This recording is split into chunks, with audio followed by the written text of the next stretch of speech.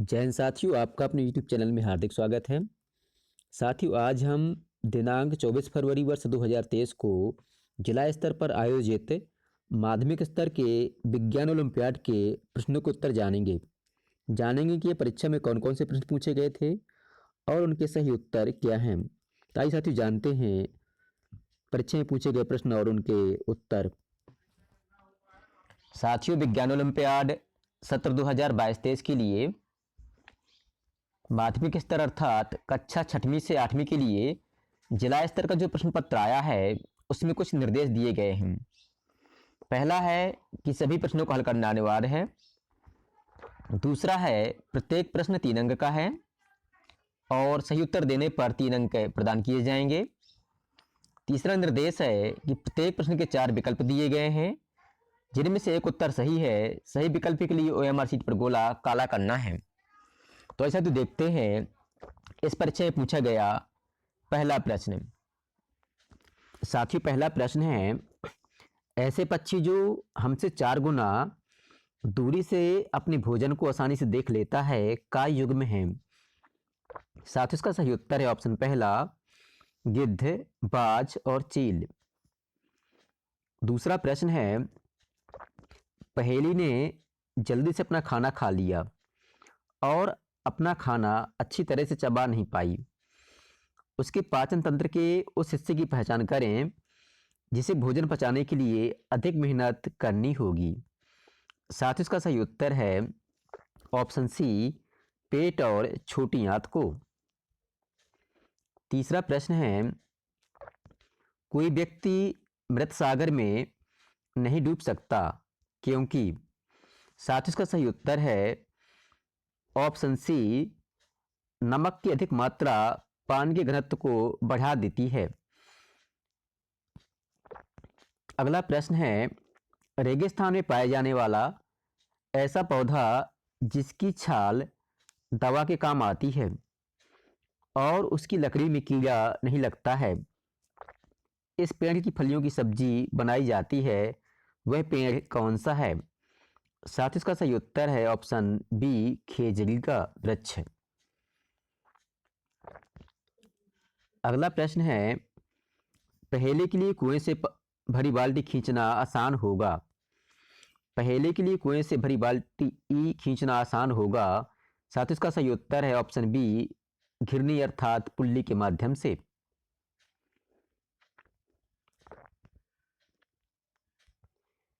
छठवां प्रश्न है, दर्जन चिड़िया अपना घोंसला बनाती है। साथ ही इसका सही उत्तर है ऑप्शन सी, पत्तियों को सिलकर। अगला प्रश्न है, नेत्रहीन व्यक्तियों को पढ़ने के लिए ब्रेल लिपि का आविष्कार किसने किया था। साथ ही इसका सही उत्तर है ऑप्शन ए, लुई ब्रेल ने। और इनका जन्मदिन 4 फरवरी को होता है, तो उस दिन जो है ब्रेल दिवस मनाया जाता है। आठवां प्रश्न है, बूझों को बुखार आने पर डॉक्टर द्वारा उसकी धड़कन को मापने के लिए उपयोग किया गया उपकरण है। साथ ही इसका सही उत्तर है ऑप्शन सी, स्टेथोस्कोप। नौवां प्रश्न है, ऊंट के शरीर का वह भाग जो लंबे समय तक भोजन उपलब्ध न होने पर सिकुड़ जाता है उसे क्या कहते हैं। साथ ही इसका सही उत्तर है ऑप्शन ए, कुबड़। 10वां प्रश्न है, लौह तत्व की कमी को शरीर में पूर्ति करने के लिए अधिक मात्रा में भोजन में सम्मिलित करना चाहिए। लौह तत्व की कमी को शरीर में पूर्ति करने के लिए अधिक मात्रा में भोजन में सम्मिलित करना चाहिए। साथ ही इसका सही उत्तर है ऑप्शन सी, गुड़, आंवला और हरे पत्तेदार सब्जियां। अगला प्रश्न है, ऐसा पौधा जिसकी पत्तियां घड़े के आकार में बदल जाती हैं तथा छोटे छोटे कीड़े मकोड़ों को शिकार करता है, वह कौन सा होता है। साथ ही इसका सही उत्तर है ऑप्शन डी, घटपर्णिका अर्थात नेपेंथस का पौधा। 12वां प्रश्न है, विद्युत बल्ब का फिलामेंट किस धातु का बना होता है। साथ ही इसका सही उत्तर है ऑप्शन बी, टंगस्टन का। 13वां प्रश्न है कौन सा समूह विद्युत का अच्छा रोधक है अर्थात कुचालक है। साथ इसका सही उत्तर है ऑप्शन बी रबड़, कांच और लकड़ी। अगला प्रश्न है यदि हमें डॉक्टर खट्टे रसीले फल खाने की सलाह देते हैं तो हमें कौन सा रोग है। साथ इसका सही उत्तर है ऑप्शन सी स्कर्वी। 15वां प्रश्न है बताओ मैं कौन हूँ। मैं हवा में उपस्थित हूँ, मैं श्वास के दौरान फेफड़ों में प्रवेश करता हूँ, तुम मेरे बिना जीवित नहीं रह सकते हो, मैं तुम्हारे शरीर को ऊर्जा प्रदान करता हूँ। साथियों इसका सही उत्तर है ऑप्शन बी ऑक्सीजन। 16वां प्रश्न है असत्य कथन का चुनाव कीजिए। साथियों इसका सही उत्तर है ऑप्शन डी वायु जलने में सहायक नहीं है। 17वां प्रश्न है सही कथन का चुनाव करिए। इसमें पहला कथन है कि दिक्सूचक कंपास दिशा का निर्धारण करती है।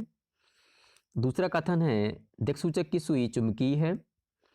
तीसरा कथन है दिक्सूचक की सुई सदैव पृथ्वी के उत्तर एवं दक्षिण दिशा को दर्शाती है। साथ इस प्रकार से इसके तीनों कथन सही प्रतीत होते हैं और इसका सही उत्तर है ऑप्शन डी उपरोक्त सभी। 18वां प्रश्न है शुष्क सेल में सामान्यतः धातु की टोपी दर्शाती है। साथ इसका सही उत्तर है ऑप्शन ए एक धनात्मक टर्मिनल। 19वां प्रश्न है सूर्योदय के समय हमारी छाया किस दिशा में बनती है। साथ इसका सही उत्तर है ऑप्शन डी पश्चिम दिशा में। अगला प्रश्न है पहेली को डॉक्टर ने खून की जांच कर मलेरिया से ग्रसित बताया, जिसका कारण है अर्थात मलेरिया रोग किसके कारण होता है। साथ इसका सही उत्तर है ऑप्शन सी मादा एनाफिलीज मच्छर के कारण।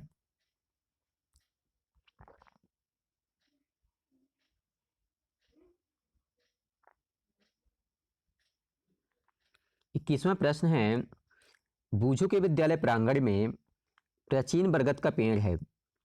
शिक्षक द्वारा बूझों को पेड़ की मोटाई ज्ञात करने के लिए कहा गया, तो वह मापन का कौन सा तरीका अपनाएगा। साथ इसका सही उत्तर है ऑप्शन सी धागे की सहायता से। 22वां प्रश्न है सजीवों के जीवन चक्र के सही पदक्रम को छांटिए। साथ इसका सही उत्तर है ऑप्शन डी जन्म, वृद्धि, प्रजनन और मृत्यु।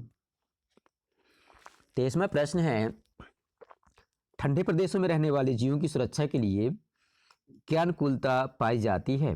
पहला दिया है पतली त्वचा, दूसरा है मोटी त्वचा, तीसरा है त्वचा के नीचे मोटी वसा का आवरण। इसलिए साथियों इसका सही उत्तर होगा ऑप्शन बी केवल 2 और 3 अर्थात मोटी त्वचा और त्वचा के नीचे मोटी वसा का आवरण होना। 24वां प्रश्न है मानव शरीर में बच्चे की अस्थि एवं मेरुदंड से जुड़कर बनी बक्सेनुमा संरचना कहलाती है। साथ इसका सही उत्तर है ऑप्शन बी पसली पंजर। अगला प्रश्न है गलनांक और हिमांक में संबंध होता है। साथ इसका सही उत्तर है ऑप्शन ए गलनांक हिमांक से अधिक होता है। अगला प्रश्न है मेरुदंड पाया जाता है। मेरुदंड पाया जाता है। साथ इसका सही उत्तर है ऑप्शन डी सांप में, अर्थात सांप में रीढ़ की हड्डी पाई जाती है, जबकि मकड़ी, घोंघा और स्टारफिश में ये हड्डी नहीं पाई जाती है। अगला प्रश्न है पुष्प के विभिन्न भागों में से कौन सा भाग नहीं है। बाह्यदल, पंखुड़ी, पुंकेसर, स्त्रीकेसर और मूलांकुर। साथियों आप जानते हैं कि पुष्प में जो है मूलांकुर नहीं पाया जाता है, इसलिए इसका सही उत्तर होगा ऑप्शन डी केवल 4। अगला प्रश्न है सूची 1 व सूची 2 को सम्मिलित कीजिए। सूची 1 में विटामिन दिए गए हैं और सूची 2 में इनकी कमी से होने वाले रोग दिए गए हैं। जैसा कि आप जानते हैं कि विटामिन ए की कमी से दृष्टिहीनता होती है और विटामिन बी की कमी से बेरी बेरी रोग होता है। विटामिन सी की कमी से रिकेटस होता है, स्कर्वी होता है, और विटामिन डी की कमी से रिकेटस होता है। इसलिए इसका सही उत्तर होगा ऑप्शन ए। अगला प्रश्न है, विचार कीजिए। ऑक्सीजन, सिरका, मिट्टी का तेल, नींबू, इनमें से कौन जल में विलेय है? साथियों, जैसे कि आप जानते हैं कि ऑक्सीजन, सिरका और नींबू का रस जल में विलेय है, अर्थात घुलनशील है। इसलिए इसका सही उत्तर होगा ऑप्शन सी, केवल 1, 2 और 4। अगला प्रश्न है, अगर किसी पौधे की जड़ें रेशेदार हों तो उसकी पत्ती का शिराविन्यास कैसा होगा? साथ उसका सही उत्तर है ऑप्शन ए, समांतर शिराविन्यास।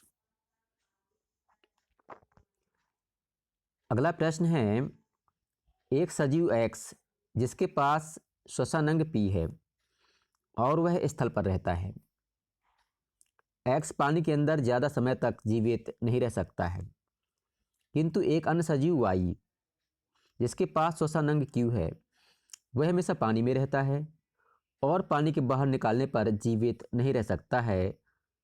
तो एक्स, पी, वाई और क्यू क्रमशः क्या हैं? साथ ही उसका सही उत्तर है ऑप्शन बी, मनुष्य व फेफड़े तथा मछली व गिल्स। अगला प्रश्न है, कॉलम 1 व कॉलम 2 का सही मिलान कीजिए।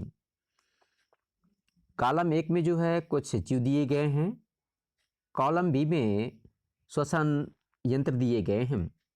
जैसे कि मछली जो है किसके माध्यम से श्वसन करती है, केंचुआ किसके माध्यम से श्वसन करता है, पौधे किसके माध्यम से श्वसन करते हैं, इत्यादि। साथ ही जैसे कि आप जानते हैं कि मछली जो है गिल्स के माध्यम से श्वसन करती है, पौधे जो हैं स्टोमेटा के माध्यम से श्वसन करते हैं, और जो केंचुआ होता है वह त्वचा के माध्यम से श्वसन करता है। कॉकरोच जो है श्वासरंध्र होते हैं। साथ ही इसका सही उत्तर है ऑप्शन बी।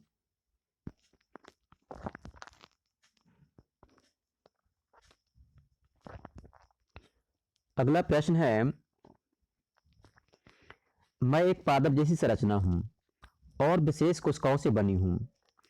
मेरा मुख्य कार्य पादपों में मृदा से जल और पोषक तत्वों का परिवहन करना है। बताओ मैं कौन हूं? साथ ही इसका सही उत्तर है ऑप्शन बी, जाइलम। अगला प्रश्न है, वे पेड़ पौधे जो अपना भोजन स्वयं बनाते हैं उनमें क्लोरोफिल पाया जाता है। निम्नांकित में से क्लोरोफिल युक्त पौधा कौन सा है? साथ ही इसका सही उत्तर है ऑप्शन बी, शैवाल। अगला प्रश्न है, पौधों द्वारा लगातार उपयोग किए जाने से मृदा में पोषक तत्वों की मात्रा कम होने लगती है। पौधों द्वारा लगातार उपयोग किए जाने से मृदा में पोषक तत्वों की मात्रा कम होने लगती है। पौधों की अच्छी पैदावार के लिए मृदा में खाद एवं उर्वरक मिलाए जाते हैं। खाद एवं उर्वरक में पाए जाने वाले पोषक तत्वों का सही युग्म क्या है?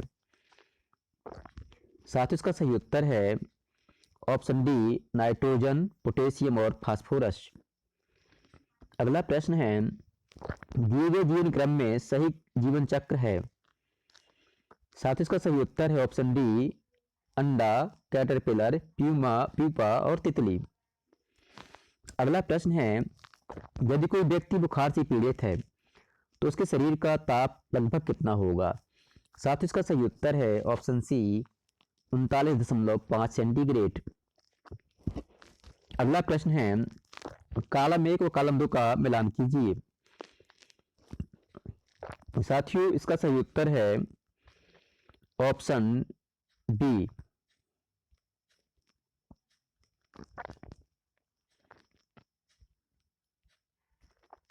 अगला प्रश्न है, क्रमांक 39 से 40 तक दिए गए उत्तर ग्राफ के आधार पर दीजिए। इसमें जो है दो कारें हैं, पी और क्यू। आप देख रहे हैं कि जो पी कार है वह लगभग 30 मिनट में 60 किलोमीटर की दूरी तय करती है,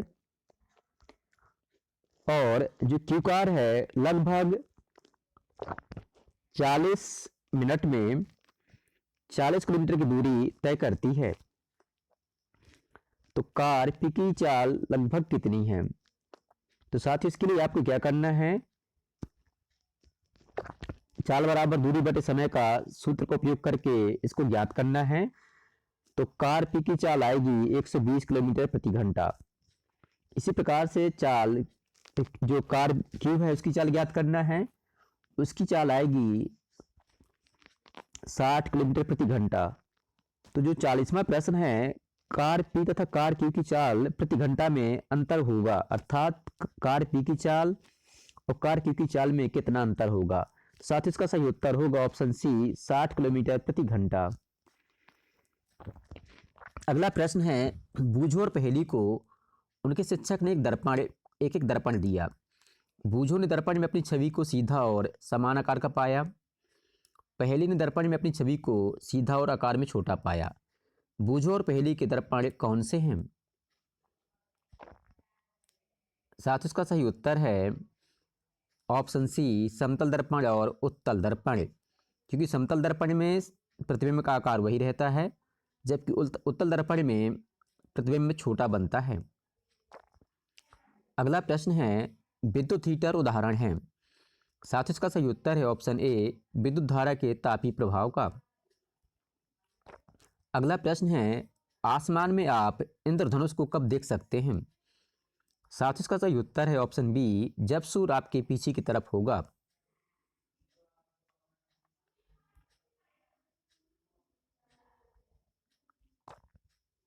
अगला प्रश्न है, अवतल लेंस की विशेषता नहीं है।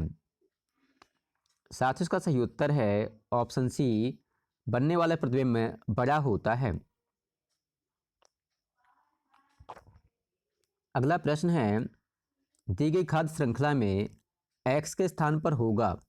खाद्य श्रृंखला दी है घास, फिर कीट, फिर मेढक, फिर एक्स लिखा है, इसके बाद गरुड़। जैसा कि आप जानते हैं घास को कीट खाते हैं, कीट को मेढक खाता है, मेढक को सांप खाता है, सांप को गरुड़ खाता है, इसलिए इसका सही उत्तर होगा ऑप्शन डी सांप। अगला प्रश्न है, यदि वन विलुप्त हो जाएं तो क्या होगा। साथ ही इसका सही उत्तर है ऑप्शन सी वायु में कार्बन डाइऑक्साइड की मात्रा बढ़ जाएगी। अगला प्रश्न है, वे सूक्ष्मजीव जो पादपों और जंतुओं के मृत शरीर को ह्यूमस में परिवर्तित करते हैं उन्हें क्या कहते हैं। साथ ही इसका सही उत्तर है ऑप्शन बी अपघटक। अगला प्रश्न है, किस रसायन का उपयोग पानी को शुद्ध करने में किया जाता है। साथ ही इसका सही उत्तर है ऑप्शन ए क्लोरीन गैस का, क्लोरीन का। अगला प्रश्न है, बाह्य मल में होती है। साथ ही इसमें जो है जो बाह्य मल होता है इसमें कार्बनिक अशुद्धियाँ, अकार्बनिक अशुद्धियाँ और पोषक तत्व सभी होते हैं, इसलिए इसका सही उत्तर होगा ऑप्शन डी उपरोक्त सभी। इस पेपर का 50वां और अंतिम प्रश्न है, गुब्बारे में भरी जाने वाली गैस जिससे गुब्बारा अधिक ऊपर तक जाता है कौन सी होती है। साथ ही इसका सही उत्तर है ऑप्शन ए हीलियम गैस। साथ ही इस प्रकार से ओलंपियाड परीक्षा के 50 प्रश्न पूरे होते हैं। साथियों, आपको हमारा वीडियो पसंद आया हो तो निवेदन है वीडियो को लाइक करें, अपने दोस्तों के बीच शेयर करें और हमारे चैनल जॉयफुल स्टडी को सब्सक्राइब करें। धन्यवाद।